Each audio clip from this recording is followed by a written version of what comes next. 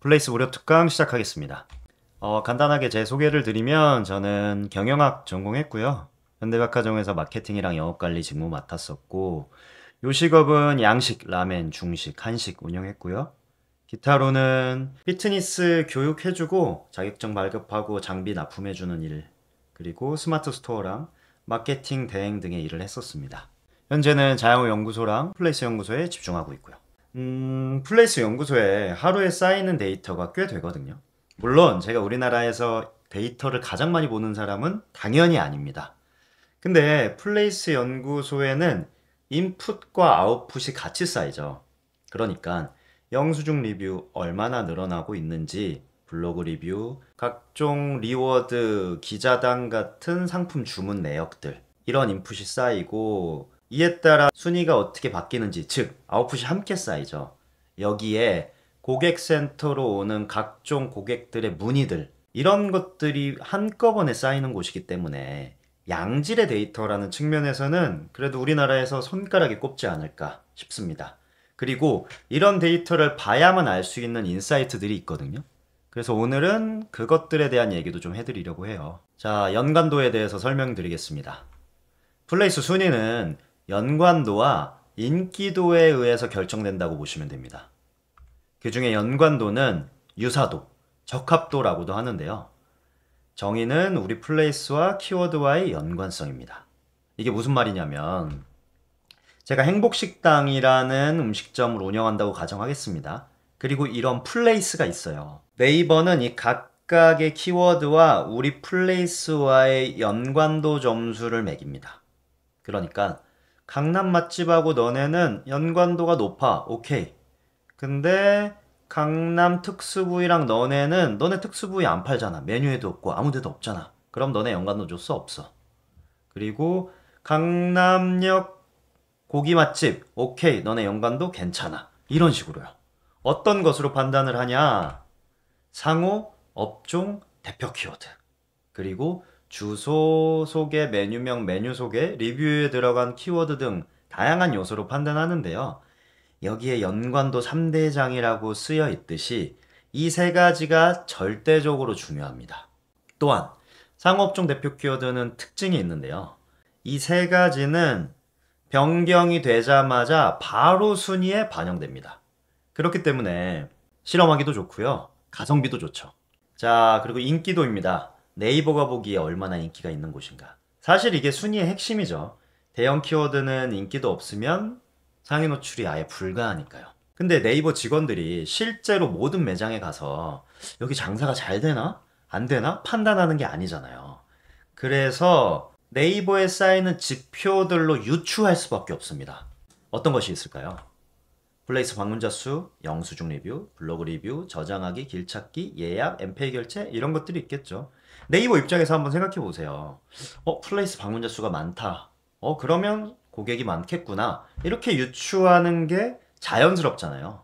예약이 많은 곳이네. 여기 인기가 있네. 방송에 출연했네. 괜찮네. 사람들이 체류를 많이 하네. 아, 여기 사람들의 흥미를 끄는 곳이구나. 이렇게 유추할 수 있다는 거죠. 자, 그리고 제가 지겹도록 말하고 있는 오가닉 인기도. 사실 정의 자체는 자연 발생하는 트래픽이라고 볼 수 있거든요. 이게 무슨 말이냐면 플레이스 방문자 수에서 자연 발생한다는 건 지나가다가 우리 상호를 보고 고객이 검색해서 우리 플레이스에 들어오면 자연 발생했다고 볼 수 있죠. 우리 가게를 실제로 알고 있는 사람이 여기 휴문인가? 메뉴가 얼마였지? 예약이 됐었나? 이런 걸 확인하려고 우리 가게를 검색해서 들어와도 자연 발생이죠. 그리고 우리 가게가 상위 노출되고 있는 키워드를 통해서 들어오고 있는 것도 다 자연 발생이라고 볼 수 있습니다. 근데 영수증 리뷰가 자연 발생이라고 볼 수 있을까요? 조금 애매하죠. 왜냐하면 사실 대가 없이 영수증 리뷰를 쓰는 사람은 없잖아요. 그럼 블로그 리뷰는 어떨까요? 이것도 기자단이랑 체험단 없이 그냥 일반 블로그가 우리 가게에 와서 포스팅을 해주는 경우가 그렇게 많지는 않습니다. 그래서 현실적인 정의가 뭐냐? 현실적으로는 네이버가 상대적으로 더 신뢰하는 트래픽이라고 볼 수 있습니다. 자, 네이버가 상대적으로 더 신뢰하는 트래픽은 최근에는 이제 영수증 리뷰랑 엠페이 결제라고 볼 수 있어요. 근데 왜 이 두 가지를 조금 더 신뢰할까요? 결제 데이터가 있어야만 쌓을 수 있는 트래픽이기 때문입니다.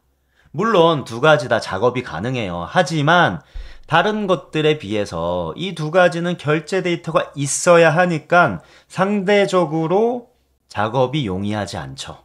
그래서 이 두 가지를 조금 더 신뢰하는 거예요. 그리고 여기서 하나 더 나아가서 플레이스 순위를 올리겠다는 관점에서는 오가닉 인기도를 어떻게 볼 수 있냐? 인위적인 작업을 위한 완충제 역할입니다. 이게 굉장히 중요한 개념인데요. 자, 네이버가 상대적으로 더 신뢰하는 영수증 리뷰랑 엠페이 결제가 안 쌓여요. 근데 갑자기 방문자 수만 늘어난 거예요. 혹은 갑자기 저장하기가 빵 늘어나요. 그러면 네이버가 보기에 좀 이상하잖아요. 나는 이거 두 개를 신뢰하고 있는데 내가 상대적으로 신뢰하지 않는 데이터 하나가 빵 치고 올라가네. 그러면 부자연스럽다는 거죠. 저장하기나 길찾기도 마찬가지입니다. 어떻게 보면 이게 좀 모순적이죠. 그런데 플레이스 순위를 잘 관리하시는 분들, 그리고 대행사, 좀 잘 아시는 분들은 이 개념을 확실하게 이해하고 계십니다. 그래서 뒤에서도 보겠지만 이 개념을 잘 이해하고 넘어가시면 좋아요. 자, 이제 두 번째, 연관도 높이기. 연관도를 높이기 위해서는 목표 키워드 설정이 우선돼야 됩니다. 그러려면 여기가 결정이 돼야 얘를 바꿀 거잖아요. 그러니까 이 내가 어떤 키워드를 목표로 하는지를 알아야 여기에 대표 키워드랑 상호랑 업종을 바꿀 거 아니에요. 근데 하나의 키워드는 부족하다는 거죠. 저는 업종마다 좀 다르겠지만 대부분의 가게는 목표 키워드 개수는 10개, 최소 10개는 보셔야 된다고 생각해요. 온담 대표님은 혹시 매일매일 보는 키워드 순위가 몇 개나 되세요? 그러니까 온담 수완지구 전만 했을 때. 80개를 보세요? 본인 매장만? 와, 대단하시네요. 여러분은 매일매일 순위를 보시는 분이 일단 별로 없을 것 같긴 해. 그거부터 여쭤볼까요? 나는 키워드의 순위는 매일 본다. 혹은 매일 보진 않는다. 1, 2번 한번 말씀해 주시겠어요? 매일 보는 분들 그래도 꽤 많으시네요. 자, 그럼 두 번째. 나는 키워드를 몇 개나 본다. 순위를 보는 키워드를 몇 개나 설정한다. 10개, 8개, 6개, 3개, 2개, 백찬호 3개, 6개, 주연님 5개, 0개, 10개, 30개. 많이 보시는 분들도 많고, 생각보다 여기 들어오신 분들은 일반적인 자영업자분들은 아니기 때문에 상위 한 10% 되는 분들이라서 이렇게 많은 것 같아요. 대부분은 매일 순위를 보는 분조차 별로 없습니다. 자, 제가 왜 여러 개를 봐야 되는지 말씀드릴게요. 자, 요렇게 만약에 이 일식집이 있어요. 근데 이 사장님이 플레이스를 잘 모르는 일반적인 사장님인 거죠. 이제 나는 그럼 일식집이니까 동네 일식집만 순위를 가끔 보겠다라고 하시는 분인데 10월 22일부터 리워더를 넣던 영수증 리뷰를 늘렸던 뭔가 인풋을 바꾸신 거예요. 근데 인풋을 바꾸고 노력을 하는데 순위가 이렇게 까지면 나 안 해. 이거 아니 효과가 없나 보다 하고 안 하실 거 아니에요. 근데 훨씬 더 검색량이 높은 맛집 키워드는 순위가 오르고 있습니다. 하나 더 보여드릴게요. 이런 가게가 있어요. 칼국수가 메인인 가게니까 검색량도 꽤 높은 편이니까 이것만 보실 수 있잖아요. 왜냐면 바쁘다 보니까. 사실 플레이스 연구소나 자영업 연구소 보시는 분 아니고 뭐 그런 전자책이나 강의 보신 분들 아니면 이런 게 있는 것조차 모르시는 분들이 90%가 넘는 것 같은데 리워드 만약에 했는데 순위가 그대로예요. 그럼 이거 효과 없나 보다 하고 안 하실 거 아니에요. 근데 실제로는 이런 키워드들은 순위가 오를 수 있다는 거죠. 그러니까 키워드들의 순위가 연동되지 않는 경우가 너무 많기 때문에 전체적인 추세를 보려면 최소 10개 정도의 키워드는 매일 보시는 게 좋습니다. 키워드를 보는 게 또 어떤 의미가 있냐면 내가 어떤 인풋을 넣었을 때 키워드 추세가 어떻게 바뀌는지를 알아야 플레이스에 대한 감각이 압도적으로 빨리 늘어납니다. 강의 백날 듣는 것보다 강의에서 들은 내용 적용하고 순위 보고 바꿔보고 자신만의 가설을 세우고 확인하는 과정이 훨씬 더 실력을 빨리 높이는 길이에요. 요 목표 키워드 정하는 거는 여기서 조합 검색에 들어가시고요. 여기서 우선은 지역을 쭉 써줍니다. 여기서 하나 말씀드릴 게 키워드는 지역 키워드 플러스 세부 키워드를 조합한 형태로만 관리하셔야 돼요. 저희도 여기 뭐 플레이스 순위 추적하는 거에 뭐 김치찌개 맛집, 컷, 뭐 허쉬펌, 뭐 이런 것만 뭐 PT 이런 것만 넣으시는 분들이 있어요. 근데 그런 것들은 내가 어느 지역에 있느냐에 따라서 검색 결과가 달라지거든요. 경영학에 이런 격언이 있습니다. 측정할 수 없으면 관리할 수 없다. 그래서 그런 키워드들, 그러니까 지역에 따라서 순위가 달라지는 키워드들은 측정할 수 없기 때문에 굳이 순위를 체크하고 관리하실 필요가 없어요. 여기 지역을 한번 보면 광주, 광주시 광산구, 수안동, 수안지구, 수안 이거 말고 혹시 제가 모를 만한 지역 키워드가 있나요, 대표님? 모를 만한 지역 키워드요. 네, 랜드마크나 여기 사는 사람들만 부르는 근처 지명이 있다든지. 수원지구가 대표라서, 네, 그러면 네. 그것만 넣어 볼게요. 광주시 광산구, 수완지구, 수완동, 수완. 요 정도만 있다는 말씀이시죠? 그쪽에서 많이 쪼개긴 하는 것 같아요. 지역 키워드는 이렇게 넣고 여기 관련된 키워드를 이쪽에 세부 키워드를 적어 주시는 거예요. 우선은 고깃집 있을 거고, 고깃집 있을 거고, 삼겹살 있을 거고, 고기 있을 거고, 목살 있을 거고, 또 뭐가 있을까요, 대표님? 맛집 있을 거고, 고기 맛집 이런 식으로. 고기 맛집 있을 거고. 한식도 포함이 돼요. 한식도 있을 거고. 그 한식은 대표님이 아마 무슨 작업을 해놓으셨을 것 같아요. 맞나요? 대표 키워드로 설정을 해놨어요. 그쵸. 육류고기가 한식에서 높이 뜰 리가 없는데, 뭐, 점심 이런 거 아마 해놓으셨을 것 같고, 그죠? 그리고 뭐 내돈내산 이런 거 다 껴놨어요. 내돈내산, 이거까지 설명하기 좀 쉽지 않은데, 자, 이렇게 한번 가볼게요. 이렇게 하면 조합이 되거든요. 그리고 각 검색량이 이렇게 나오고. 자, 이거는 뭐, 검색량 몇 이상을 넣을지는 사실 매장마다 컨디션이 달라요. 근데 딱 봐도 이 매장은 관리가 잘 돼 있으니까, 뭐, 100 이하는 딱히 하지 않겠습니다. 100 넘는 것만 쭉쭉 해 주시면. 그리고 또 뭘 고려하시면 좋냐면, 이거는 뭐 거꾸로 가는 거긴 한데, 우리 가게 대표 키워드를 한번 보시는 것도 좋아요. 조합을 하기 전에. 여기 경쟁 매장 참고하기에서, 자, 요거, 온담 수완지구점 대표님이 설정해 놓은 대표 키워드들이거든요. 원래 가이드라인 상에는 이 결합 키워드 잘 안 해줘요. 그리고 특히 내돈내산. 네, 그러니까 주관적인 표현이나 그쪽에서 이제 안 되는 키워드들이 있거든요. 그래서 이 원담 대표님은 요거 변경 신청하면 이거 잘린 채로 반려가 될 거예요. 혹시 그런 경험 있으세요? 많이 됐었어요, 예전에. 아, 그쵸. 근데 그것도 아시죠? 지금은 모르겠는데 한 번 된 이 키워드 있잖아요. 한 번 승인이 났던 거는 그대로 올리면 그냥 바로 반영이 됩니다. 대표님도 그런 적 있으시죠? 네, 맞습니다. 네. 그래서 한 번 뚫어 놓으면 좋거든요. 이런 결합 키워드를. 그래서 아까 제가 말씀드렸던 것처럼 밥집 키워드 이런 것도 고깃집이 상위에 올라가기 힘든데 아마 이분은 여기 이렇게 해놔서 좀 도움을 받으시지 않았을까. 그래서 다시 이쪽 순위로 넘어가 보겠습니다. 자, 이제 예전 DB에 있는 것까지 다 끌고 나올 거라서 이제 오늘 기준 10월 27일로 보세요. 여러분 어때요? 요 온담 수완지구점 요 순위 부러워요. 최고네요. 아, 제가 봐도 정말 대단하신 것 같아요. 대표님, 노하우가 뭔가요? 플레이스 연구소 유튜브 정독이요. 근데 진짜 플레이스 연구소 영상 많이 보셨어요? 그 2시간짜리랑 뭐 그런 것들? 초반에 장사 안 됐을 때 맨날 그것만 보고 있었어요. 아, 정말요? 네. 원래는 플레이스에 대한 이해도가 거의 없으셨던 거예요? 이해도는 저를 가르쳐 주신 사장님이 계신데 네. 그분에게 이제 어느 정도 기초 지식을 다 배우고 음, 이거를 적용을 하려고 하는데 솔직히 진짜 순위가 안 오르더라고요. 음. 근데 이제 그 릴스를 보다가 아직도 대행사 없이 1등 못 한다고 생각하나요? 네, 그거 보고 나서 한번 해봐야겠다 하고 유튜브 일단 다 정독하면서 어느 정도 지식 쌓고 적용을 하니까 하는데 진짜 거의 1년 걸린 것 같아요, 저도. 아, 일단은 진짜 대단하십니다. 이렇게 하시는 분이 별로 없어요. 이렇게 1년이나 믿고 꾸준히 따라하신 거는 대단하신 거예요. 그 성과라고 보시면 됩니다. 이게 한 번에 이렇게 안정화되진 않거든요. 혹시 경주 오행족발 대표님 계세요? 자, 요 매장이거든요. 여기 위치 알면 뭐 여기 경주에 황리단길이라는 랜드마크가 있는 건 다들 아시죠?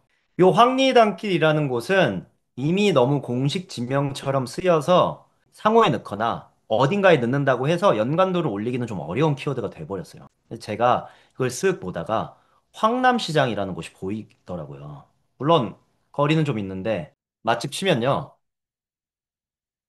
하나가 나와요. 단독 키워드가 나와요. 근데 심지어 죽도동에 있는 거고 황남시장에 있지도 않아요. 이거 왜 단독 키워드로 노출될까요? 이거 왜 뜨냐면 대표 키워드 아니고 여기 보면 황남이 여기 있고 시장이라는 게 있죠. 와, 당차당 대표님 맞아요. 이게 네이버가 아직 로직이 완벽하지 않은 게 더 신기한 거 보여드릴게요.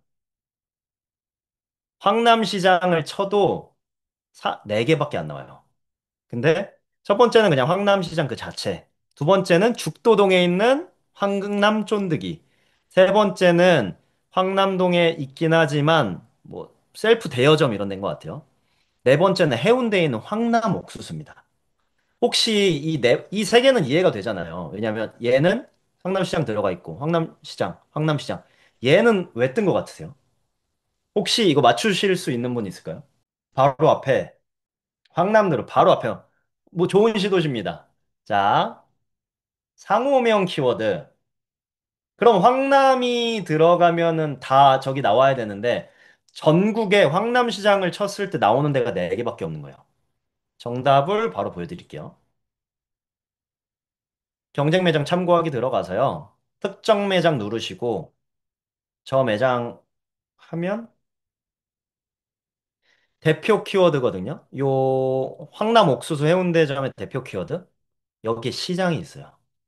그것도 해운대 시장하고 결합 형태로. 상호에 있는 황남, 그리고 대표 키워드에 있는 시장이 결합돼서 뜬 거예요. 이게 제가 이거 준비하면서 이게 참 여러분들이 네이버 알고리즘을 이해하기 좋은 예시라고 봤거든요. 신기하잖아요. 그래서 저라면, 물론 이건 취사 선택이에요. 족발집 자체는 사실 잡을 키워드가 많진 않아요. 뭐 고기에서도 상위 노출 잘 안 시켜주고, 뭐 그래봤자 밥집도 안 시켜주고 뭐 그래봤자 뭐 맛집, 보쌈, 뭐 족발 이 정도란 말이에요. 그러면 저라면 요걸 상호에 황남시장점을 넣겠어요. 그러면 어떤 일이 일어나냐? 황남시장 맛집에서는 매우 높은 확률로 1위에 뜨거나 그거는 거의 기정사실이고 얘가 빠지고 단독 키워드로 뜰 확률도 나중에 있을 것 같아요. 그리고 황남 맛집에서는 최소 2위 혹은 1위에 노출될 것 같습니다. 근데 얘네 검색량 한번 볼까요? 꽤 많죠. 한 3천짜리 되는 키워드에서 한 3위 정도에 있는 거랑 경쟁이 쟁쟁한 곳들, 그러니까 치열한 곳들, 사진이 다 이쁜 곳들, 이렇게 허수들이 모여 있는데 나 혼자 단독으로 뜨거나 혹은 거의 단독에 가깝게 뛰는 거는 비교할 수 없을 정도로 후자가 좋습니다. 어느 측면에서? 오가닉 인기도를 쌓는 측면에서. 왜? 클릭으로 이어질 확률이 매우 높잖아요. 그러면 이런 자연 발생하는 방문자 수가 늘어나면 작업에도 용이하고요. 그리고 기본적으로 깔리는 방문자 수가 늘어나기 때문에 각각의 순위가 올라갈 확률이 매우 높습니다. 요 황남시장 여기서 넘어갈게요. 어떠세요? 이 황남시장 사례 보니까 여러분. 사실 이런 거 들으러 오셨잖아요. 그죠? 자, 두 번째.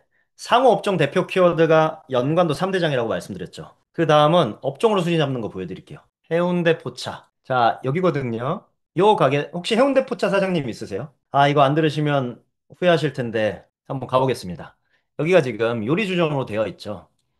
위치가 해운대에 위치해 있고, 해운대역 근처에 있고, 해운대 해수욕장 근처에 있어요. 그리고 상호가 해운대 포차라서 해운대 포차에서 1위를 잡고 있어요. 매우 좋죠. 근데 사실 술집도 또 메인 메뉴가 이제 확실하게 있지 않는 이상 잡을 키워드가 그렇게까지 많진 않아요. 근데 해운대 포장마차 요런 걸 치면요. 자, 1위 포장마차, 2위 포장마차, 3위 포장마차, 4위 포장마차 쭉 내려볼게요. 포장마차, 포장마차. 다 포장마차.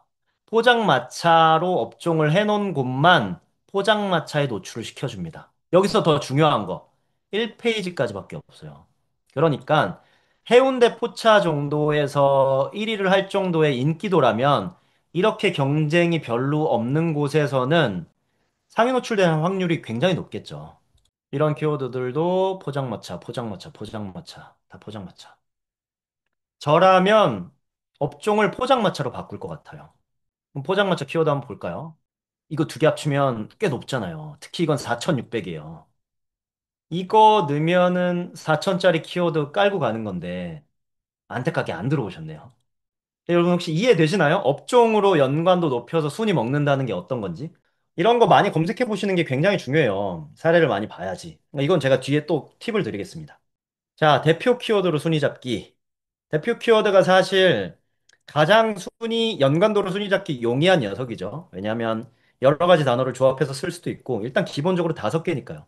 업종이나 상호는 하나밖에 없지만, 혹시 구리 직화설 대표님 계세요? 없으시군요. 자, 직화설은 요 동구릉역, 여기가 저도 잘 모르는 곳인데, 구리에 있는 곳이래요. 근데 여기를 보다 보니 제가 사진을 좀 봤거든요. 이렇게? 아이고. 조그맣게 야장이 있더라고요. 오케이. 야장. 구리 야장. 요 야장이란 키워드는 지금 노출되는 키워드가 업체가 이것만 봐도 별로 없죠. 중국 남방으로 있는 거 보면 10개까지가 광고니까 여기 하나, 둘, 셋, 넷, 다섯, 여섯, 16개밖에 없어요. 여기서 승부 보는 게, 여기서 경쟁하는 게 훨씬 덜 하지 않을까요? 일반적인 술집 잡는 것보다.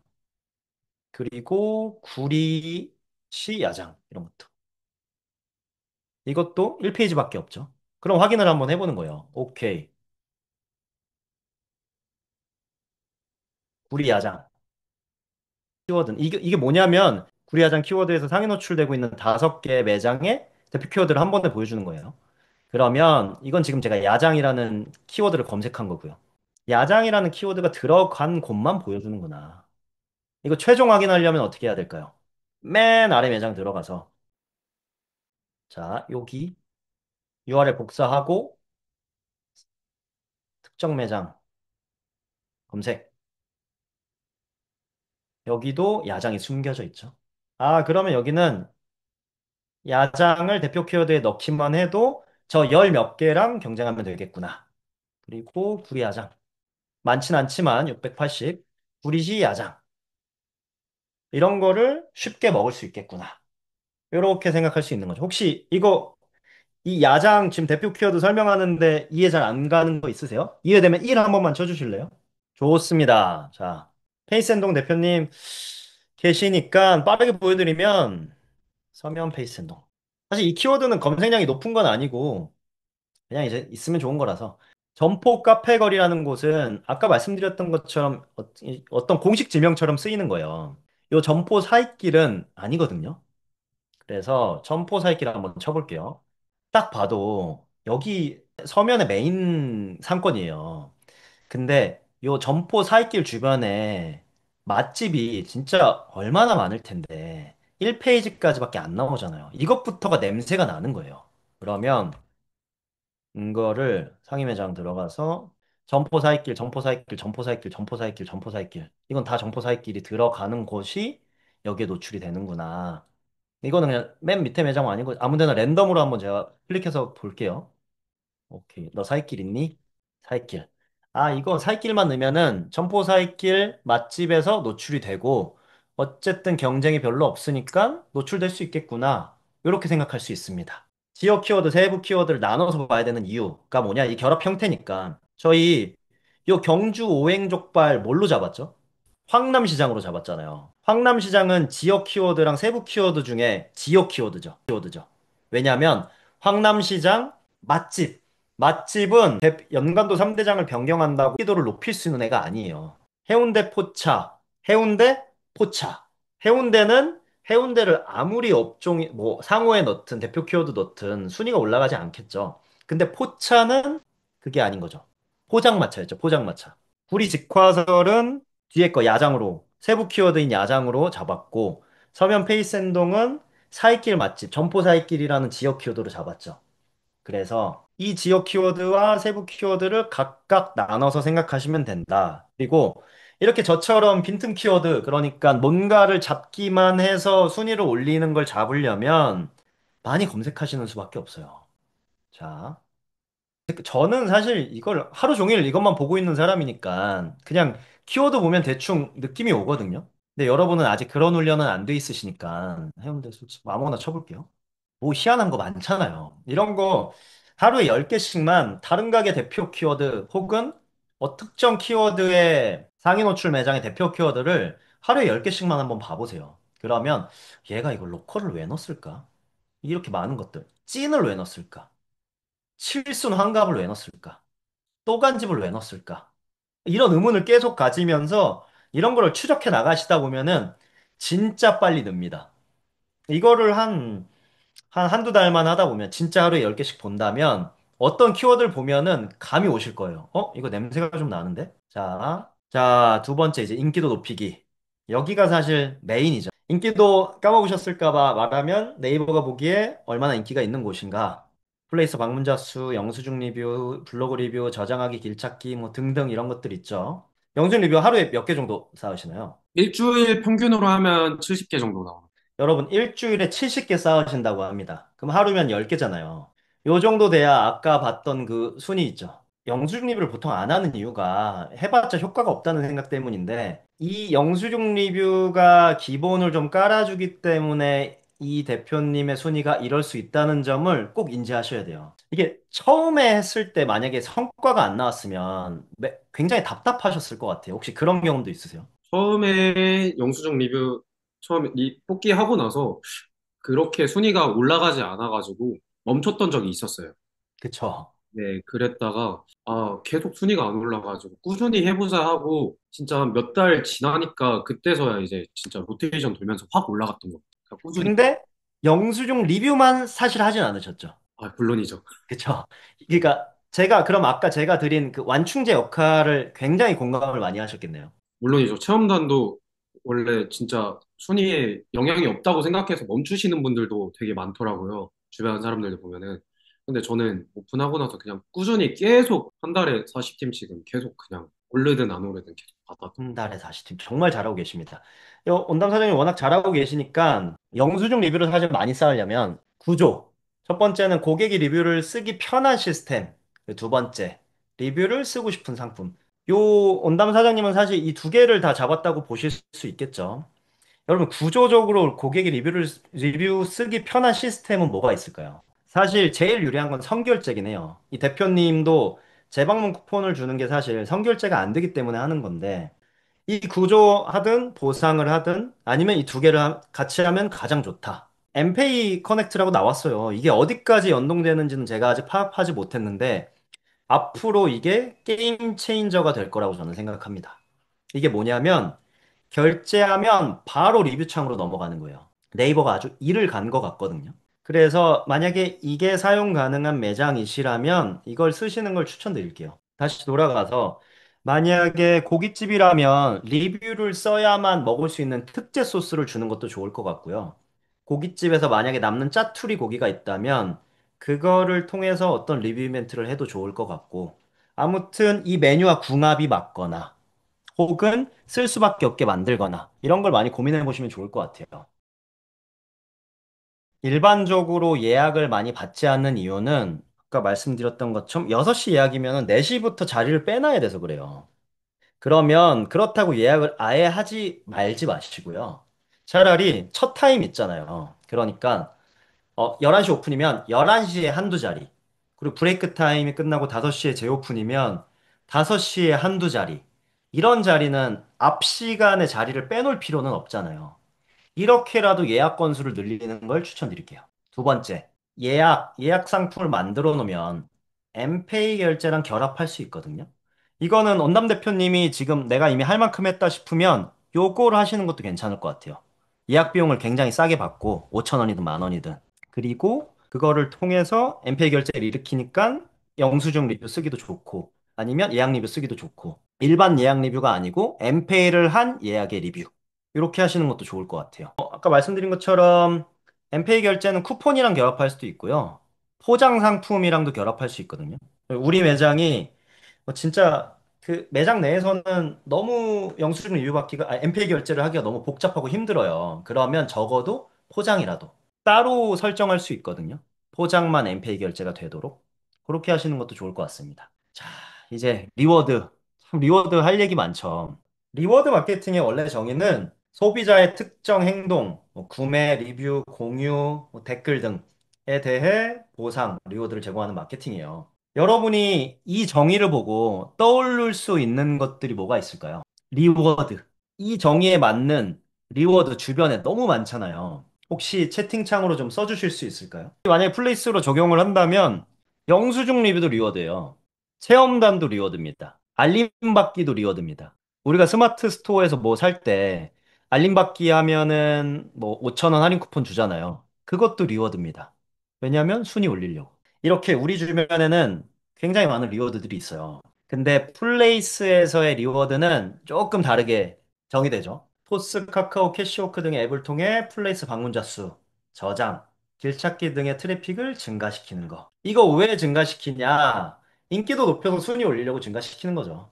이렇게 퀴즈 맞추면 각 매장은 각 트래픽을 인기도를 올릴 수 있는 거죠. 리워드는 대형 키워드, 초대형 키워드에 자연 트래픽만으로 오가닉 인기도만으로 상위 노출되기는 매우 매우 어렵습니다. 그것이 현실입니다. 오가닉 리워드로만 우리가 한번 오가닉 인기도로만 한번 관리해 보자. 이건 제가 너무 찬성. 그거는 되게 존중하고 리워드 없이도 소형 키워드, 중소형 키워드 정도는 상위 노출할 수 있다. 완전 맞는 얘기입니다.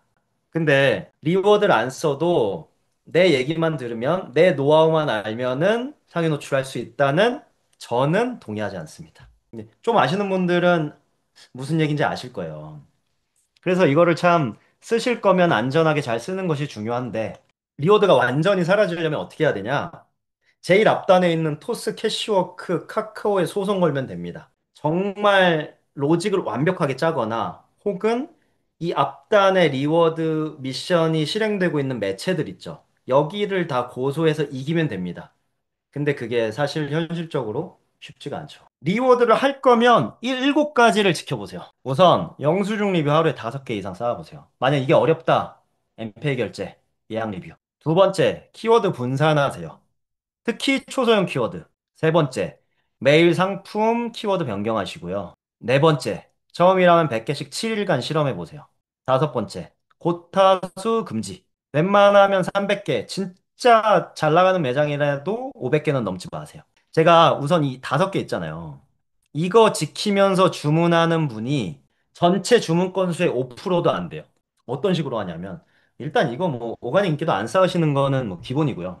그리고 키워드 분산하라고 하는데 지금 일일 유입 키워드가 100개당 키워드 10개로 쪼개지니까 한 키워드당 유입이 10개 일어나는 거거든요. 이 10개 정도는 가끔 쓰면 초소형 키워드도 괜찮다라는 취지로 말씀드렸는데 그냥 길찾기 리워드에 한 300개를 넣어버리세요. 그러면 당연히 네이버가 보기 이상하죠. 그리고 상품 키워드 변경 진짜 안 하시는 분 많아요. 30일 동안 넣는데 키워드 한 번도 변경 안 하는 분들 정말 많습니다. 처음이라면 100개씩 7일 실험하라고 하는데 처음 100개 넣었어요. 근데 다음날 순위가 올라요. 그러면 갑자기 욕심이 나서 300개씩 넣는 분들. 저는 심지어 2000개 넣는 분도 봤어요. 그리고 100개씩 7일 실험해 보라고 했는데 하루 순위 빠지니까 바로 빼시는 분들. 고타수 하지 말라 그러는데 고타수 하는 분들. 정말 많습니다. 제가 6, 7번 보여드릴게요. 최소 일주일은 지켜보기. 일본보다는 주식하시는 분들은 무슨 말인지 아실 거예요. 주봉을 보시고 5일 연속 하락하면 쉬어보기. 요거. 요거 한번 보여드릴게요. 이거 제가 얼마 전에 한번 올린 건데 요렇게 순위가 있는 거고 각 섹션을 제가 임의대로 나눈 거예요. 그 여기엔 뭘 했는지는 제가 가려놓은 거고요. 이날부터 어떤 작업이 시작됐어요. 근데 67위에서 순위가 좀 올랐죠. 근데 갑자기 순위가 빵 떨어진 거예요. 살짝 오르고 그래도 복구가 안 되고 있죠. 그럼 네이버 입장에는 뭐냐? 이건 그냥 제가 시뮬레이션을 한번 해본 거예요. 갑자기 트래픽이 늘었네. 의심스러우니까 순위를 한번 빼보자. 그리고 했는데도 순위를 안 빼니까 다시 원상복귀. 원래 67위 정도로. 오가닉인가? 그리고 다시 순위 뺍니다. 아, 이 뭔가 이상해. 순위 좀 한 번 더 빼보자. 그리고 나서도 계속 키워드 변경하고 매일 잘 넣으니까 이렇게 순위가 팍 튀죠. 매일 키워드 종류 수량, 키워드 바꾸고, 그리고 다른 인기도 지표도 쌓으니까 올라가. 다른 그림도 보여드릴게요. 이런 매장이 있어요. 이 매장이 21일 날 뭔가를 시작했어요. 그리고 나서 유지되고, 근데 또 순위가 빠져요. 여기서 멈췄으면은 아마 다시 복귀됐을 거예요. 그리고 안 빼니까 순위 오르고, 다시 뺐다가 오르고. 이것도 보여드릴게요. 15일 날 작업을 했어요. 6이었어요, 최초. 그러다가 바로 1페이지로 보내주는 거예요. 너무 좋죠. 근데 갑자기 미친 듯이 뺍니다. 근데 더 미친 듯이 빼요. 와, 이거 안 되겠다. 여기서 그만했으면 조금 있다가 그냥 6위로 다시 복귀했을 거예요. 근데 이분은 키워드 변경하면서 계속 넣고 수량 변경하면서 계속 넣으니까 다시 6, 8, 5, 2, 2. 만약에 이 단계에서 뺐으면 1페이지는 없었겠죠. 그러니까 이게 이거를 꼭 하라고 말씀드린 게 아니야. 다양한 그림을 보여드리는 거예요. 그리고 제가 보여드리는 그림들은 좀 극단적인 그림들을 좀 보여드린 게 맞아요. 영상 하나 보여드릴게요. 자, 여기는 이제 설명부터 드릴게요. 저희 테스트 매장 중에 하나인데 지금 8월 3일부터 보여드리긴 하지만 여기는 6개월 넘게 매일 리워드를 넣은 매장이에요. 그러니까 어느 정도 안정화가 된 매장이에요. 그런 매장의 흐름이 어떻게 되는지 보여드릴게요. 자, 이렇게 되죠. 쭉쭉쭉쭉 가죠. 왔다 갔다 하죠. 왔다 갔다 하다가 갑자기 어느 날 3페이지. 지금 기준으로, 3페이지네요. 3페이지로 보내버려요. 그러면 만약에 제가 인사이트가 없어요. 그런 경험이 없어요. 그러면 리워드 망했다 혹은 뭐 새로운 리워드는 계속 나오니까 상품 바꿔야겠다. 이거 이제 안 먹히나 보다. 제가 상품명은 굳이 뭐 언급하진 않겠지만 뭐 개나리라는 상품이 나왔는데 이거 좋습니다. 이거 써보세요. 이게 요즘 먹힌대요. 뭐 그런 바이럴도 많이 하잖아요. 아무튼 그랬으면 저도 바꿨겠죠. 근데 그냥 원래 하던 대로 하는 거죠. 왜냐하면 저는 이 데이터를 얼마나 많이 보고 여태까지 어떻게 흐름이 이어져 왔는지 아니까. 그럼 다시 복귀하는 거예요. 쭉쭉쭉 가다가 다시 좀 뺄라 그래요. 또 12로 빼죠. 그러면 이때 도망갈 수도 있었겠지만 그냥 가는 거죠. 이렇게 쭉쭉 안정적으로 잡다가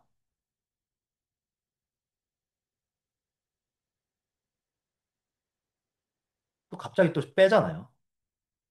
그리고 다시 또 복구하고. 이 매장 6개월을 넘게 리워드를 넣은 매장이니까 이제 수량을 바꾸진 않아요. 그러니까 일정 수량을 넘치는 고타수를 절대 안 하거든요. 그리고 영수증 리뷰 넣으면서 엠페이 결제 좀 신경 쓰면서 다만 키워드는 자주 바꾸고요. 상품도 매일 바꿔요. 그렇게 해서 이렇게 안정적인 흐름을 한 건데 이게 여러분의 매장보다는 좀 안정적일 수가 있어요. 왜냐하면 제가 이건 제 가설인데 장기간 제가 아까 말한 7가지를 잘 지키면서 리워드를 넣잖아요. 그러면 일단 평균적인 방문자 수가 이미 늘어났기 때문에 네이버가 필터 로직을 이미 들어가고 있는 리워드 수량에 대해서는 잘 체크를 안 하는 것 같아요. 이거는 일단 가설이에요. 이거는 제가 지금 보여드리는 자료만큼 아직 검증된 건 아닌데, 장기적으로 제가 테스트한 매장들은 다른 매장보다는 조금 안정적이에요. 자, 리워드로 순위가 빠졌다면 이 5개 중에 하나일 가능성이 매우 높습니다. 첫 번째, 가이드를 지키지 않음. 가이드는 요거. 두 번째, 네이버의 테스트. 요즘에 특히 그런 것 같은데 100개밖에 안 넣고 분산도 잘했는데 갑자기 다음날 순위 빼는 경우가 있어요. 근데 테스트를 한다는 생각도 좀 해요. 이거는 어느 정도 가설이 검증된 것 같아요. 네이버가 갑자기 트래픽이 늘어나면 일단 겁을 한번 탁 주는 거예요. 그리고 나서 세 번째. 그리고 나서 이제 이게 유지되고 필터 로직을 피해서 가이드를 잘 지키면서 넣으면은 이게 다시 복구하거나 다시 뚫고 올라가는 그림을 보이는 경우가 많고 세 번째는 단순 롤링도 많습니다. 그리고 네 번째. 사실 여러분이 잘 모르지만 이 네 번째일 가능성도 꽤나 높아요. 제가 이거를 어디까지 말씀드려야 될지 모르겠지만 라이브니까 다 얘기 드리면 신뢰. 이 리워드 시장이 얼마나 재밌는 시장이냐면 뭐 여러분이 뭐 대행사 통해서든 뭐 뭔가를 통해서든 주문을 넣을 거잖아요. 그러면 거기가 뭐 개발사든 원청이든 실행사든 그 상위 업체에 주문을 또 넣겠죠. 그러면 이 매장에서 이 중간 업체가 있고 최종 업체가 있으면 이 최종 업체에서 얘네가 주문 받은 그 고객한테 따로 연락을 해요. 가게로 전화하든가 아니면 DM을 하든가 아니면 메일을 보내든가 쪽지를 보냅니다. 지금 뭐 A 상품 쓰고 계신 것 같은데 저희가 더 싸게 드릴 수 있거든요. 이렇게요. 여기는 정말 상도가 없는 분들이 굉장히 많은 시장이에요. 그럴 수밖에 없는 게 너무 불투명하잖아요. 여기 사실 뭐 상품 진짜 많은 거 아시죠? 뭐 매달 새로운 상품이 나와요. 근데 그 상품이 실제로 들어갔는지 아닌지 알 수 있는 방법이 있나요? 사실 현실적으로 없어요. 내가 개나리가 들어갔는지 진달래가 들어갔는지 알 수가 없어요. 개발사 말고는 알 수가 없어요. 그렇기 때문에 신뢰 있는 업체를 찾는 것도 너무 어렵고요. 신뢰 있는 상품, 그러니까 이 상품이 들어갔는지도 모르겠고, 대행사가 장난쳤는지, 실행사가 장난쳤는지, 개발사가 장난쳤는지, 어느 단계에서 장난칠지도 모르겠고. 그래서 저도 뭐 여기 뭐 저랑 거래하는 분들이 있을 수도 있지만, 솔직히 제가 거래하는 개발사들 모두 제가 100% 신뢰하는 곳은 없습니다. 그래서 테스트 매장 계속 운영하는 거고, 그분들한테 테스트 매장 어딘지도 전 말 안 해요. 네이버 통계 계속 확인하면서 잘 들어갔나? 전체적인 순위가 좀 이상하면 뭐지?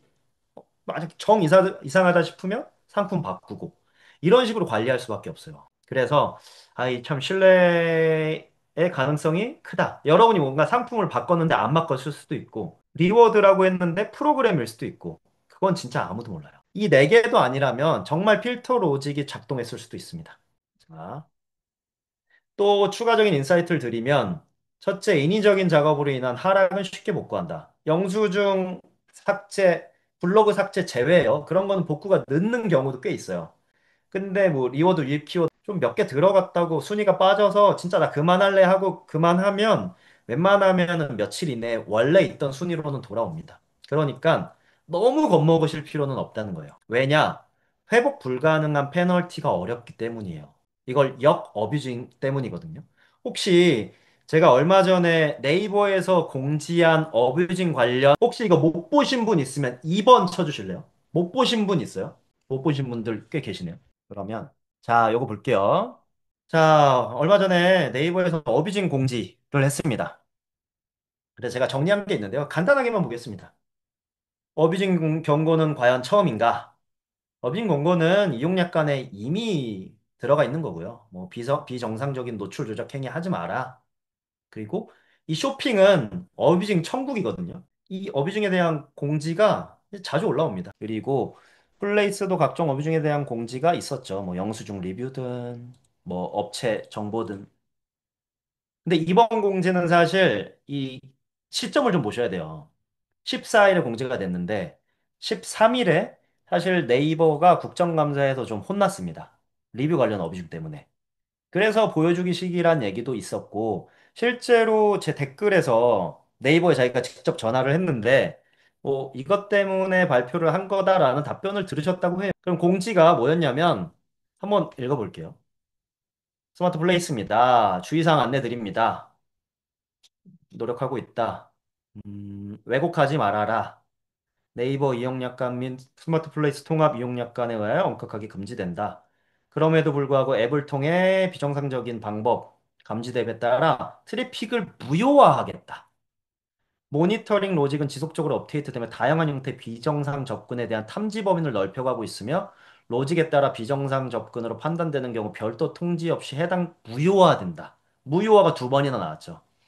어뷰징 정도가 과도하다고 판정되는 경우 네이버 운영 약관의 페널티를 받을 수 있고 유의해라. 무효화라는 표현을 계속 썼어요. 페널티보단.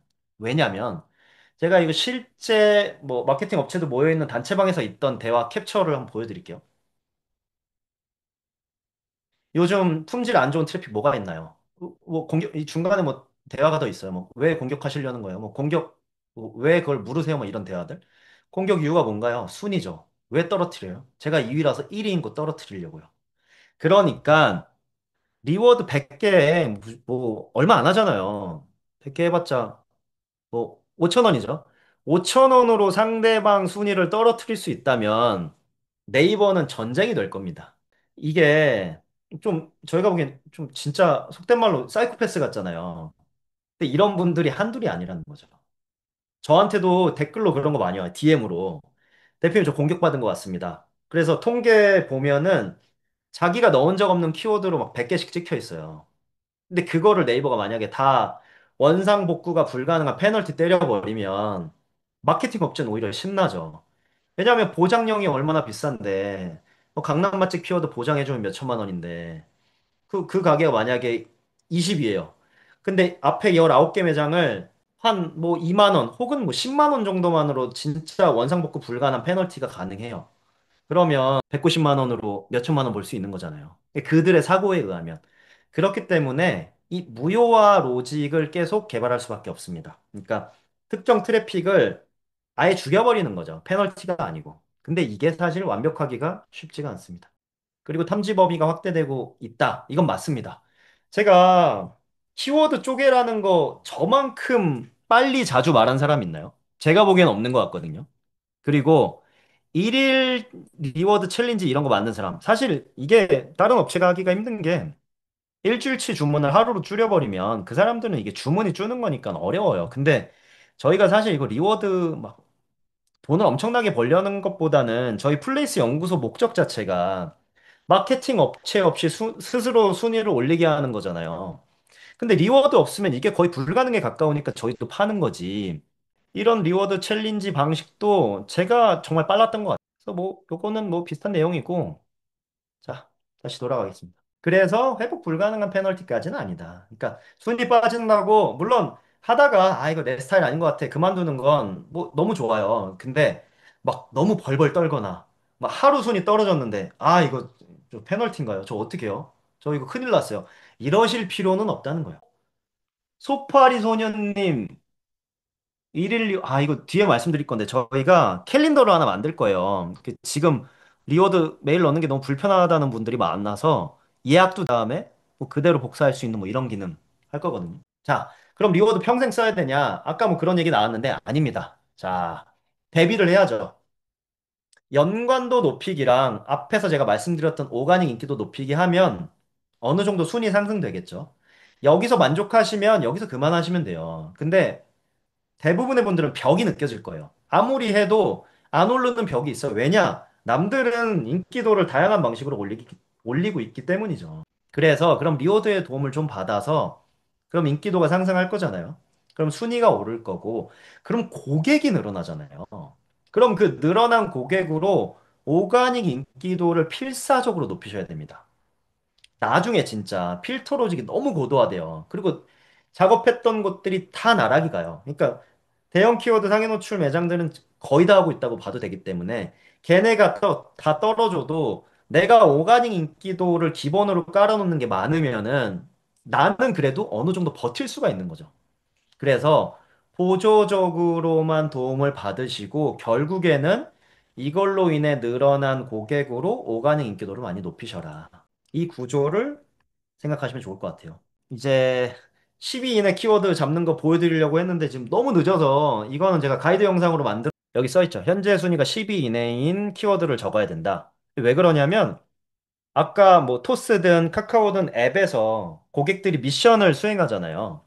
근데 그 미션이 너무 어려우면 실패율이 너무 높아지거든요. 그러니까 사람들이 미션을 수행을 못해요. 만약에 뭐 땡땡 맛집을 찾아서 온담 수완지구점을 뭐 누르세요. 뭐 처음 미션이 만약에 이거라면 만약에 한 82위에 있어요. 그럼 사람들이 82위까지 가서 찾지를 않는다는 거죠. 그래서 대부분의 매체가 10위 이내로 제한을 하고 있습니다. 근데 이 제가 아까 말씀드린 것처럼 리워드의 필터 로직을 좀 피하려면 네이버의 필터 로직을 피하려면 최대한 많이 분산시켜야 되잖아요. 그러면 요거 하나만 해도 10개가 필요한데 한 3세트 정도가 있으면 3일씩 돌려갈 수 있잖아요.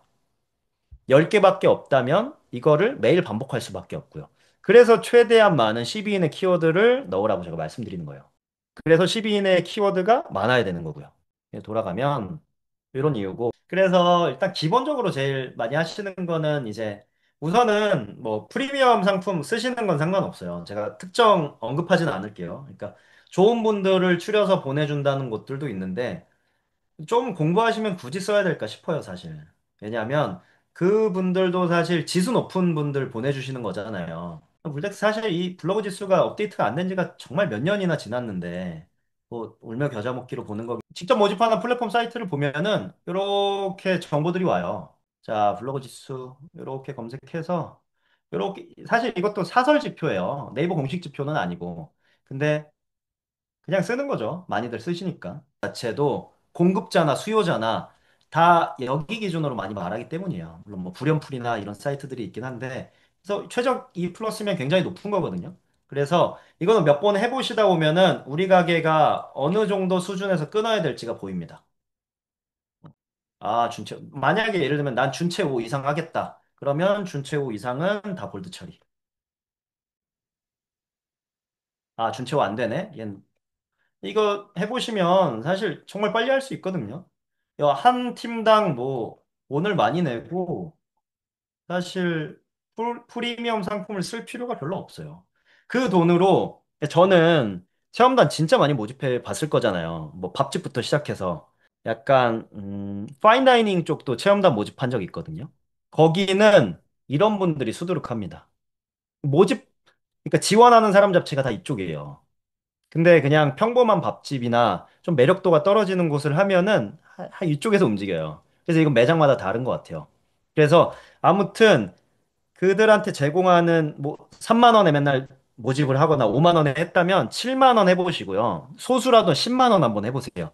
그러면 이 풀이 달라집니다. 자, 이런 식으로 하고 이런 식으로 하고. 요 체험단 혹시 이해 다 되셨나요? 어떻게 해야 되는지? 블로그도 사실 저희가 기능을 준비하고 있는 게 있어요. 근데 제가 뭐 말하면은 뭐 너무 다른 데서 뭐 따라하시거나 이런 분들이 있어서 어렵지만 체험단이나 기자단을 굉장히 효과적으로 관리할 수 있는 기능을 제가 여기 넣을 예정입니다. 그래서 지금처럼 지수에만 의존한 게 아니라 최대한 가성비 있게 이 사람들한테 키워드를 줄 수 있는 방법을 구현할 예정이에요. 그래서 그거는 조금 기다려 주시면 될 것 같고 체험단 기자단 있죠. 저희도 뭐 기자단 하는데 체험단이 현실적으로 운영 어려운 곳들이 많습니다. 지역도 있고요. 가격도 있고요. 법률 문제도 있죠. 그러니까 지역은 너무 외져요. 그래서 사람들이 신청 자체를 안 합니다. 가격은 너무 비싸요. 오마카세예요. 30만 원짜리. 그런 데는 사실 원가 때문에 체험단 운영하기가 쉽지가 않죠. 혹은 뭐 두피 문신 이런 것도 쉽지 않을 거고요. 법률, 의료 쪽이나 그리고 변호사 쪽은 체험단 운영이 어렵습니다. 그래서 기자단으로 하는 경우가 많고요. 그리고 적합성, 뭐 예를 들면 뭐가 있을까요? 뭐 변기 뚫는 거, 뭐 집수리, 뭐 이런 것들 사실 체험단 할 수가 없잖아요. 그러니까 기자단으로 돌릴 수밖에 없고 물량이 중요한 업종들이 있거든요. 그거는 내가 지금 잡고 싶은 아까 설정한 목표 키워드들을 많이 검색해 보시는 게 좋을 것 같아요. 그래서 여기 블로그 리뷰 몇 개나 쌓이지? 쉽게 볼 수 있거든요. 그런 측면으로 하시면 될 것 같습니다.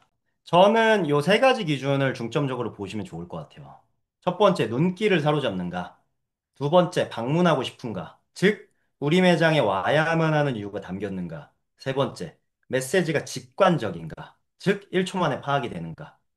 요 대표 사진들이랑 요 사진 보면 여러분이 보기에 눈길을 사로잡는가? 어떻게 생각하세요? 사로잡는다 1, 아니다 2. 요렇게 취향의 영역으로 이제 갈리고 있습니다. 계신 분들은 채팅 많이 참여해 주시면 좋을 것 같아요. 그래서 열정적으로 참가해 주실수록 여러분도 분명 얻어가는 게 많으실 거예요. 그러니까 머리로만 생각하는 게 아니고 직접 행동으로 가야 이게 장기 기억도 좀 자극이 되거든요. 좋습니다. 이가 좀 많은 것 같아요. 대표님은 어떻게 생각하세요? 아, 저도 막 이렇게 한눈에 이끈다 약간 그런 느낌은 솔직히 안 들긴 합니다. 그럼 혹시 여기서 어떤 메시지나 혹은 여기 이렇게 사진을 해놓으신 특별한 이유가 있으실까요? 일단은 첫 번째 사진 올려드린 거는 이게 가게 전체적인 고깃집이라고 하면은 솔직히 약간 이런 좀 은은한 조명에서 이렇게 드신다는 느낌을 많이 못 받는데 그 네. 제가 살짝 담아줬으면 하는 마음에 약간 전체적인 음. 얘기를 담았고 어 이제 네이버 플레이스 검색했을 때 보면은 두 번째 사진까지 뜨는데 두 번째 사진까지는 이제 저희가 왜 오셔야 되는지 약간 그런 거를 메시지를 담고 싶어가지고 음, 가지고 그릴링 서비스를 해드리는 거. 그 한마디로도 좀 와주실 수 있지 않을까 하는 거를 많이 담았던 것 같아요. 그러니까 그릴링 서비스를 한다는 거를 좀 직관적으로 전달하고 싶으셔서 그죠? 네, 맞습니다. 얘기를 들으면 다 이해가 되고 저도 개인적으로 이 사진이 좋거든요. 그러니까 그냥 컨텐츠 소비자로서. 저도 이제 약간 고즈넉한 걸 좋아하니까. 그래서 이 두 번째 여기 방문하고 싶은 이유 지금 써주신 게 뭐 이런 거잖아요. 구워주고 이런 것들 고기가 좋고. 근데 제가 여기서 제일 아쉬운 거는 이게 모바일로 봐도 요거 잘리는 거 대표님 혹시 아시죠? 네, 알고 있습니다. 이 정방형으로 보이니까 고깃집인데 그리고 모바일로 보면 여기에 요 동그란 거 달려 있는 거 혹시 아시죠? 마이 아, 네. 요렇게 가려지거든요. 플레이스. 고깃집에 고기 사진이 제대로 나온 게 하나도 없는 게 개인적으로는 좀 아쉬워요. 우선 고기 사진이 좀 있었으면 좋겠는데 한번 같이 사진 한번 볼게요. 여기가 보니까 요 직각 목살이 가장 시그니처인 것 같아요. 그쵸? 네, 맞습니다. 그러면 제가 어떤 느낌인지 좀 파악하려고 여러분도 한번 보세요. 저는 여기까지 내렸을 때는 요 클로즈업 하기 전에 느낌 있죠? 여기. 요게 여기 목살 좀 특이하게 생겼네라는 생각을 그냥 소비자로서 하게 되거든요. 원육도 좋아 보이고. 그리고 저라면 이 초반 2초를 요렇게 보여주다가 2초 후에는 노릇노릇하게 구워진 형태에서 다시 구워지고 있는 것 있죠. 저라면 그거를 담을 것 같아요. 왜냐하면 그걸 담으면 눈길도 사로잡고 아, 여기 이 가게는 좀 목살을 좀 특이한 모양을 파는구나. 그리고 고기 때깔이 좋은 것도 한 번에 볼 수 있고. 물론 이건 취향의 영역.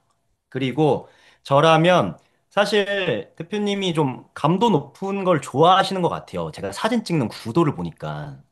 개인적으로는 이 사진 별로 마음에 안 들지 않으세요? 맞습니다. 그쵸? 네, 메시지를, 그래서 말씀하세요. 네, 메시지 담고 싶어가지고 그냥 올린 거라고 보여요. 맞아. 저는 이게 나쁘다는 게 아니고, 음, 그러니까 텍스트가 들어가는 걸 잘 살리면 매우 좋은데, 텍스트가 들어갔는데 감도까지 높기가 쉽지가 않습니다. 그래서 저라면 만약에 그릴링 서비스를 하고 있다는 걸 보여주시려면 직원이 구워주고 있는 모습을 저는 담을 것 같아요. 그러면 굳이 텍스트가 없어도 직원이 구워주고 있다는 거를 여기는 그릴링 서비스를 제공한다는 거를 볼 수 있겠죠. 그리고 요 에이징 하는 곳인 것 같아요. 그죠? 네, 맞습니다. 숙성고.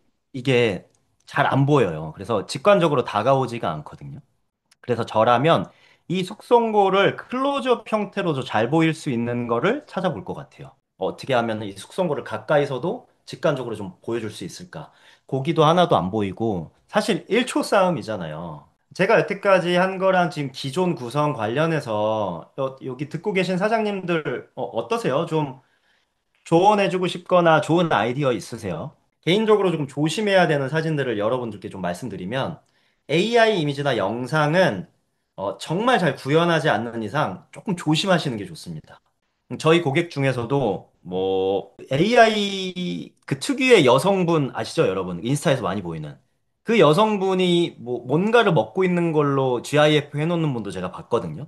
근데 컨텐츠 소비자로서 와, AI 여기까지 되네? 라고 좋아요 누르는 거랑 제가 음식점을 고르고 있는데 AI 영상이나 사진이 보이는 건 좀 다르거든요. 이거는 음식은 완벽한 감성의 영역으로 보시면 됩니다. 감성을 터치해야 되는데 AI 이미지나 영상이 정말 잘 구현되지 않는 이상 저는 추천드리지 않아요. 두 번째는 자주 말씀드린 것처럼 로고는 우리한테는 큰 도움이 되지만 고객한테는 사실 별 의미가 없는 경우가 많아요. 물론 디자인 에이전시나 디자인이 중요한 뭐 광고 업체 이러면 얘기가 다르겠지만 뭐 미용실, 음식점, 뭐 피트니스, 숙박업 사실 로고가 그렇게 중요한 것 같지는 않습니다. 그리고 세 번째, 이게 참 고객들도 뭐 모순이라 하면 모순이라고 볼 수 있는데 눈길을 사로잡는 건 좋아하는데 광고라고 생각하면 또 싫어합니다. 그래서 이제 맛집 크리에이터 분들이 찍은 영상 그대로 대표 사진, 대표 영상으로 해놓으시는 분들이 있어요. 이제 뭐 오늘 뭐 어디를 방문했는데 컷전환 착착착착 되면서 저는 그거는 별로 추천드리지 않아요.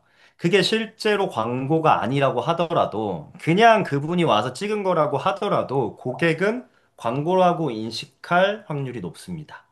그래서 요 세 개는 한번 생각해 보시면 좋을 것 같아요. 그리고 요 온담을 좀 같이 더 보면 요 메뉴는 좀 개인적으로 되게 좋아해요. 이제 이렇게 이 메인 메뉴가 세 개인 거잖아요. 그죠? 네, 맞습니다. 제가 개인적으로 굉장히 선호하는 그런 구성이고 뭐 사진도 뭐 업체 특유의 그 플레이팅이 티가 나긴 하지만 뭐 기본적인 퀄리티가 괜찮아서 뭐 설명도 저는 괜찮은 것 같거든요. 그리고 요 쿠폰도 뭐 GIF 해놓으시면 솔직히 이거는 장단이 있어요. 이 반짝거리는 게 대표님 같은 분한테는 좀 감도를 떨어진다고 생각해서 하셨을 수도 있어요. 제가 보기엔 GIF도 그래서 안 하셨을 거예요. 그죠? 네, 맞습니다. 제가 별로 안 좋아해요. 근데 그건 아시면 좋을 것 같아요. 영상이어도 제가 아까 영상 추천드렸는데 네, 영상이어도 감도를 안 떨어뜨릴 수는 있거든요. 그냥 고기가 잘 구워지는 것이 구도를 잘 이쁘게 찍으면, 그러니까 이거는 대표님 취향인데 그렇게 감도를 꼭 떨어뜨리는 건 아니다. 왜냐하면 같은 퀄리티라면 사실 영상이 클릭률에 압도적이거든요. 그래서 돌아가면 뭐 이거는 사실 뭐 이것까지 그럴 필요는 없으실 것 같고 매장 N 예약 시 사용해 주세요. 요거랑 아마 알림 받기도 있으실 것 같아요. 그죠? 알림받기도 있어요. 그쵸. 뭐 이런 것들로 높이시는 건 굉장히 좋고, 예전에는 최신성이 굉장히 중요해서 뭐 이거 매일 올려라 이런 분들도 있었는데, 물론 안 좋은 건 아니에요. 근데 뭐 이렇게 정말 중요할 때만 올리는 것도 괜찮을 것 같아요. 왜냐하면 예전에 비해 이 소식으로 인한 연관도 높이는 건 좀 영향이 좀 많이 줄었거든요. 그래서 고깃집이고 단체석이 가능은 하니까 뭐 지금쯤 뭐 연말 모임 공지 하나 하는 거는 괜찮을 것 같습니다. 왜냐하면 예약을 뭐 11월 말부터 하는 경우가 좀 있으니까 요 예약에도 뭐 연말 모임 예약 따로 하나 만드는 것도 나쁘지 않을 것 같고. 근데 제가 궁금한 게 여기가 웨이팅도 좀 있을 때가 있는 것 같은데 요 네, 예약을 어떻게 이렇게 열어놓으시는 거예요? 예약을 다 열어놓고 두 팀씩만 받은 다음에 이렇게 받는 시스템으로 저희가. 아, 그러면 한 타임에 두 팀이 있는 거예요? 이제 피크 시간 같은 6시에서 7시 반 타임을 한 팀에서 두 팀 정도만 받고요. 이제 비교적 한간 4시나 뭐 5시, 8시, 9시는 많이 열어놓고 있어요. 그러면 이 앞 시간대 자리가 그렇게 차진 않나 보네요. 완전 일찍부터. 오픈하자마자 평일에 차고 그러진 않고요.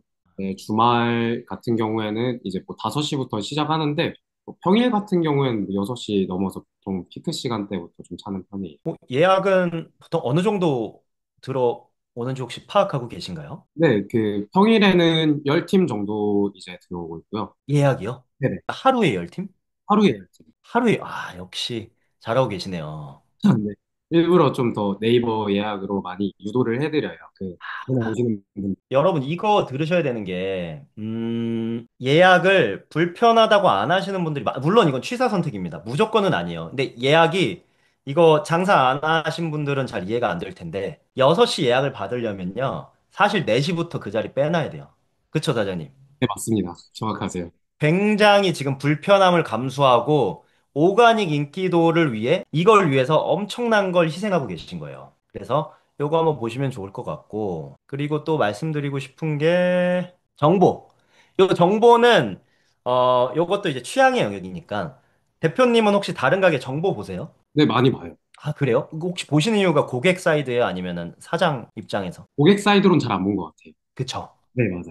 고객 사이드로 정보를 보는 이유는 사실 이 주차 보려고 보는 거거든요. 여기서 주차되는지 보다가 어디다 해야 돼 하고 이거 눌러서 이제 보게 돼요. 그럼 이 화면이 뜨잖아요. 근데 이렇게 길면 사실 그냥 스크롤이 내려갑니다.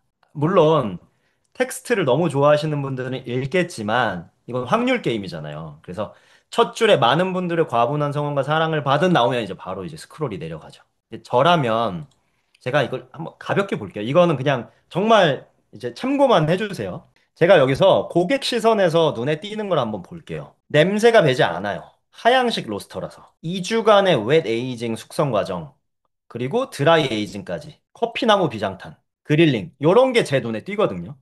저라면 첫 줄에 온 다음에 와야 하는 이유 세 가지.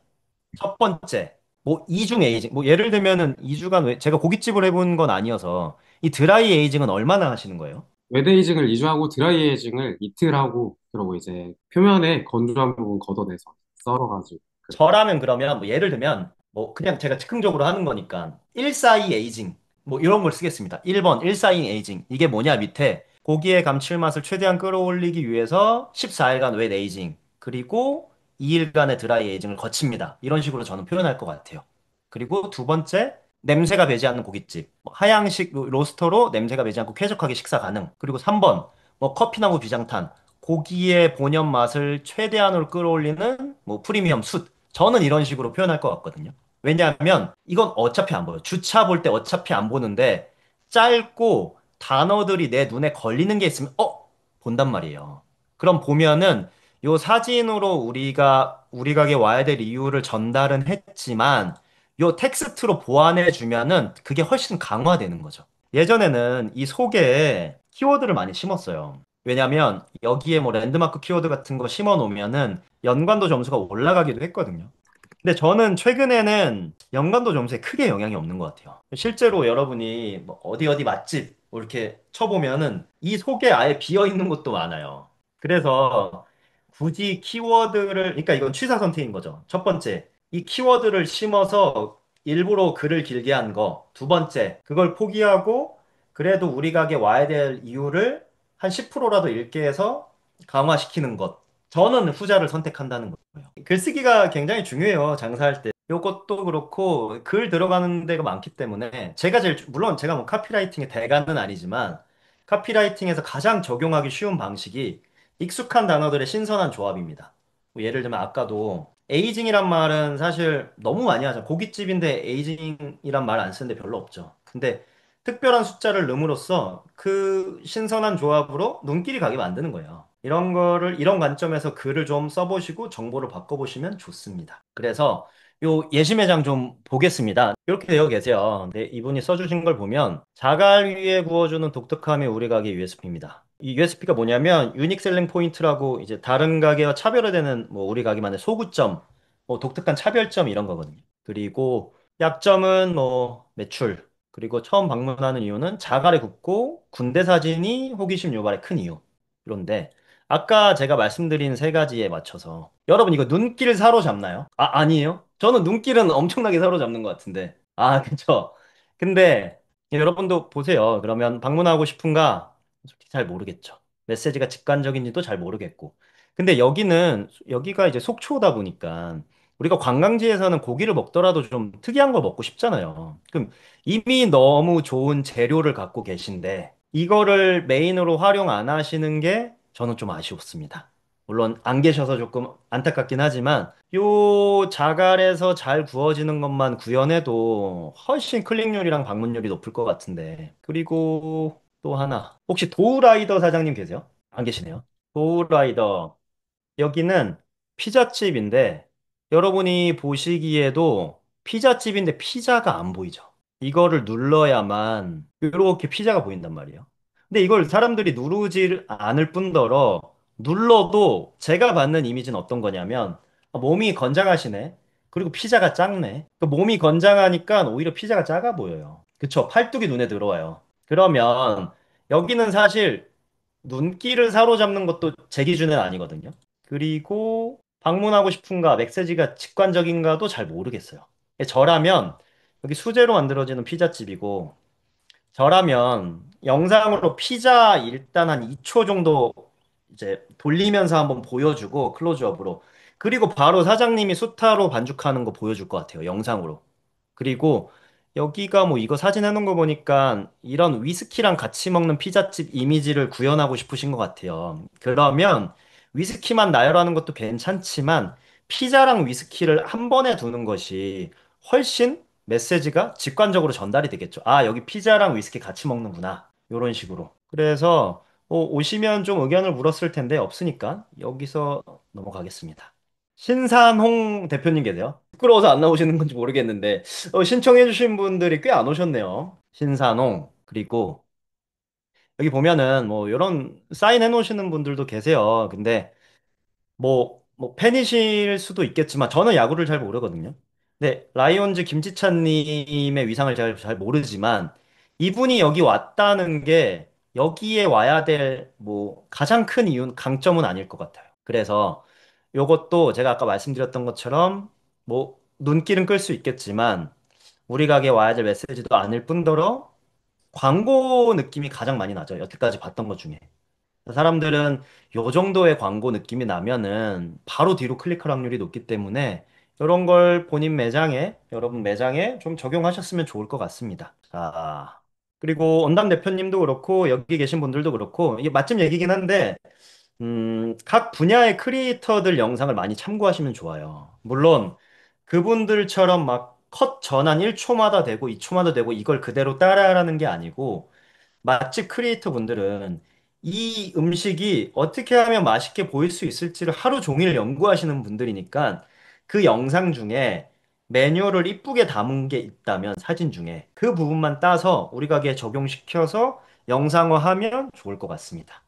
자, 플레이스 연구소 사실 뭐 업체 없이 스스로 마케팅 할 수 있게 하자라는 취지로 만들었고 제가 지금 구현하고 싶은 기능이 한 20%도 못 만든 것 같아요.